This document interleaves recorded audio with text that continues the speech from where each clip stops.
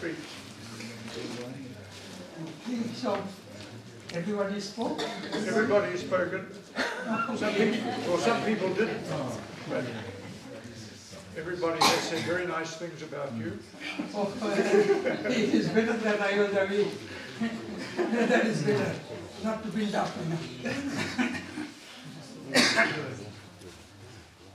Jay Shaw.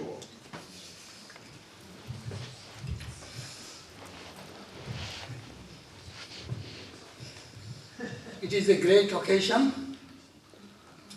Honorable Chairperson, ladies and gentlemen, brothers and sisters, that is the way Swami Vivekananda addressed the audience at the World Parliament of Religion in 1893 and took the entire America by storm.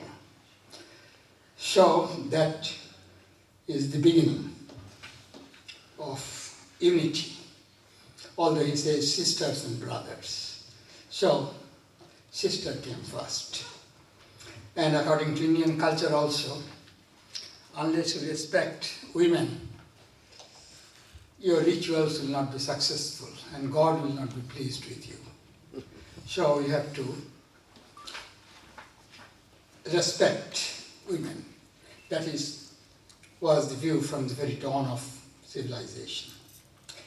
Then distinguished guests, our President, Simon, and the committee members. We got Cultural Secretary Piripi, we got Treasurer Young, we got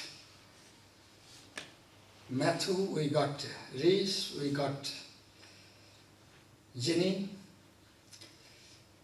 I would like to convey my heartfelt thanks and gratitude to you all for organizing this book launch, which is a unique event. And I'll point out why it is unique. And I would like to thank our members, volunteers, contributors. We got 21 contributors and sponsors. We got several sponsors.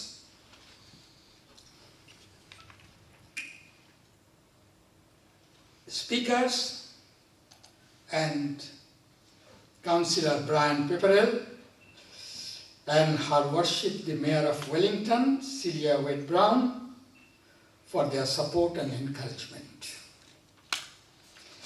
If I have forgotten to mention anybody, please forgive me.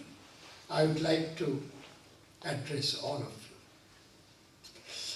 Now you are aware the aim of our society, we are running for the last 9 years, next year it will be 10th year, and we are going to celebrate, is to promote global philosophy and culture through a range of activities, such as dialogues, seminars, lectures, and the publication of books.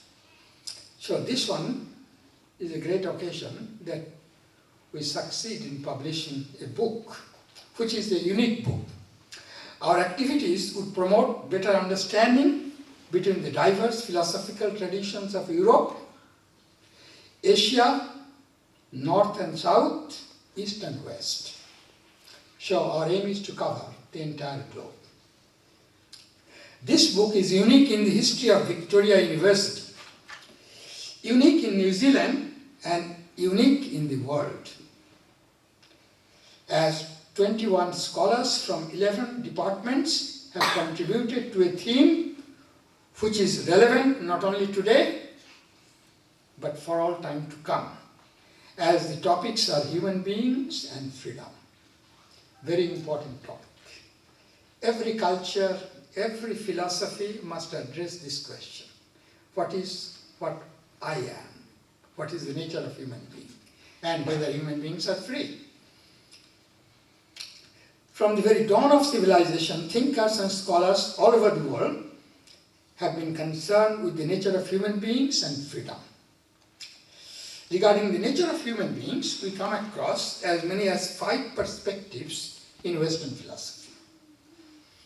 if I have to summarize Western philosophy, then I found 5 perspectives. One is called biological perspective in terms of physical structure, components, DNA, how human beings differ from other higher animals, and so on.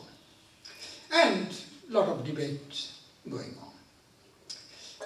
Second one, philosophical perspective, such as rationality. From the very dawn of Western philosophy, Plato and Aristotle are concerned with reason, and they claim rationality is a unique feature of human beings. Now, what is rationality? There are different opinions among philosophers. And in my paper, in the book, I have mentioned as many as 5 or 6 definitions of rationality from Western civilization. So, that is a very important topic, what is rationality?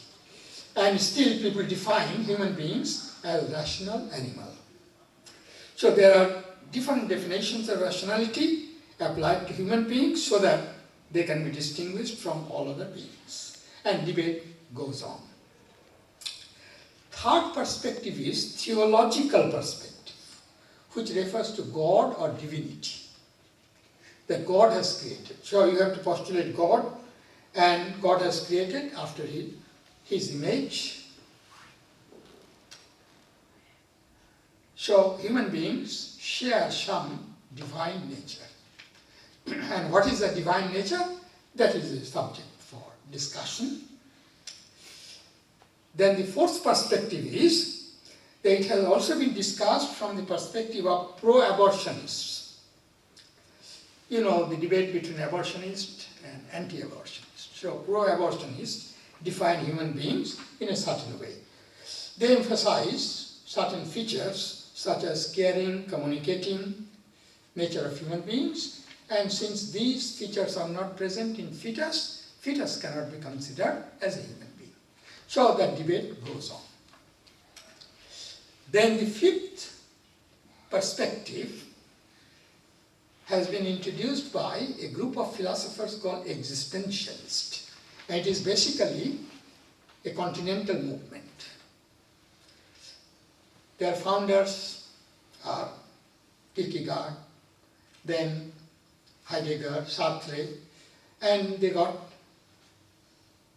philosophers in different countries, like Ortega in Spain, then Italy, and different countries.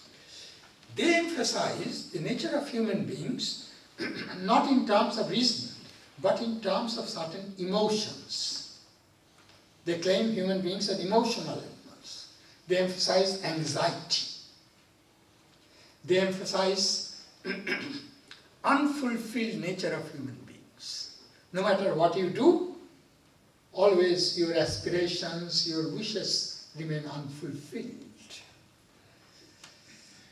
We are what we are not, in the language of Ortega. And Sartre emphasizes human freedom. Human beings are to be defined in terms of freedom, free choice. Human beings alone make free choices. So it is a very distinctive feature of human beings. And Kierkegaard emphasizes anxiety, loneliness, anxiety, and so on. So they have added a new dimension to our discussion of human beings. In some of my papers, I have focused on the views of Indian philosophers in relation to freedom as well. And for your kind information, there is a flyer on freedom I have included in the form of a diagram, all the views on freedom, both East and West, in one diagram. So there are different types of freedom. Now regarding Indian philosophers, I found that they are trying to define human being or their nature in a different way. They are emphasizing the form of life of human beings.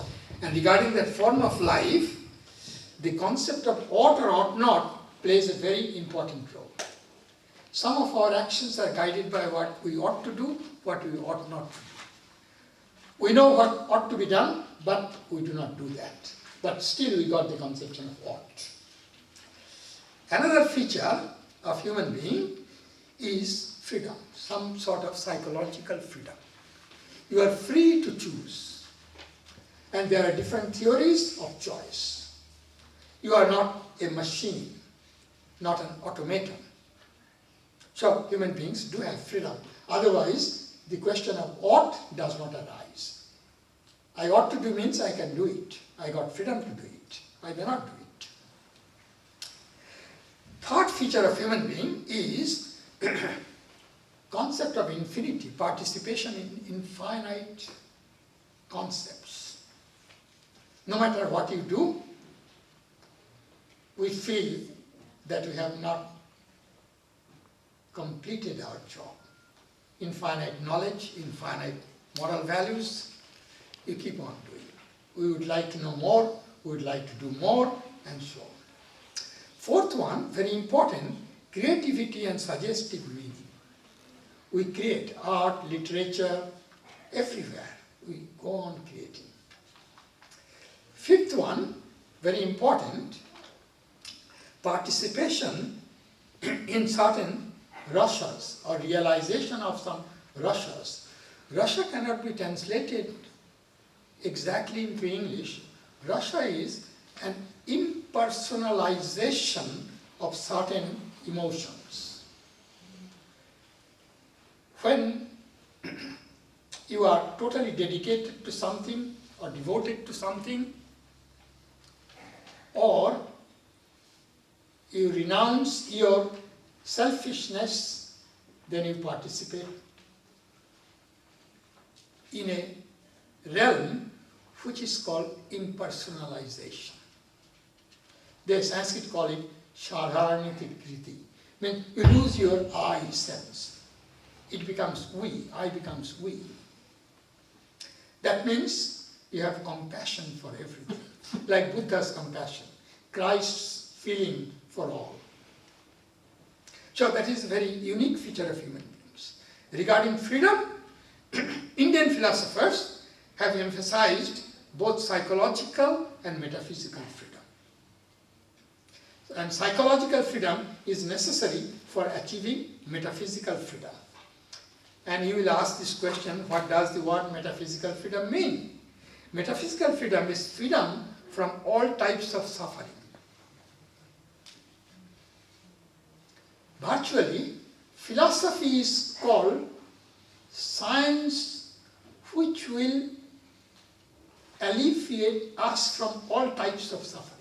It is called Moksha Shastra. Moksha Shastra means science of liberation, science of freedom. That is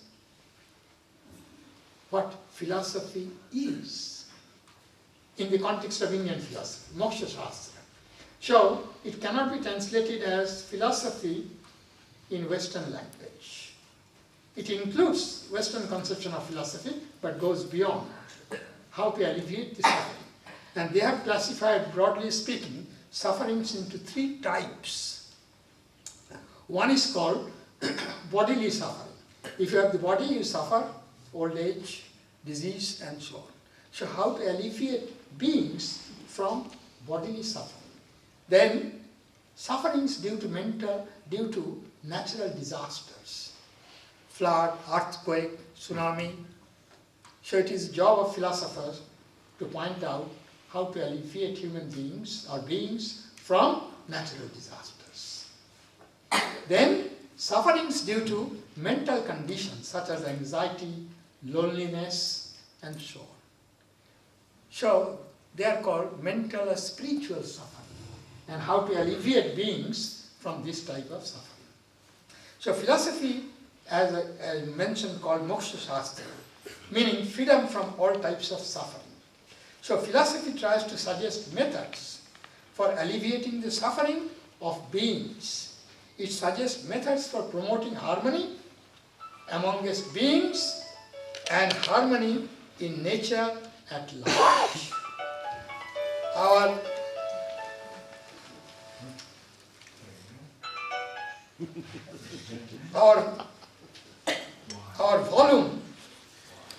Our volume discusses different types of freedom, such as physical freedom, political freedom, mental, spiritual freedom. The articles of this volume discuss resistance, identity, equality from different perspectives, such as Marxian, critical, feminist, ancient, modern, postmodern, Western, non-Western points of view.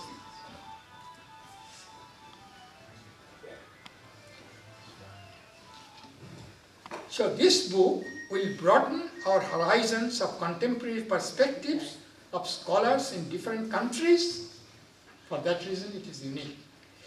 This volume also refers to the views of contemporary leading thinkers such as Michel Foucault, Jacques Derrida, Jacques Lacan, Gilles Deleuze, Felix Guattari, Cornelius Castoriadis, Judith Butler, Michael Bakhtin, Martin Heidegger, Jean-Paul Sartre, to name a few.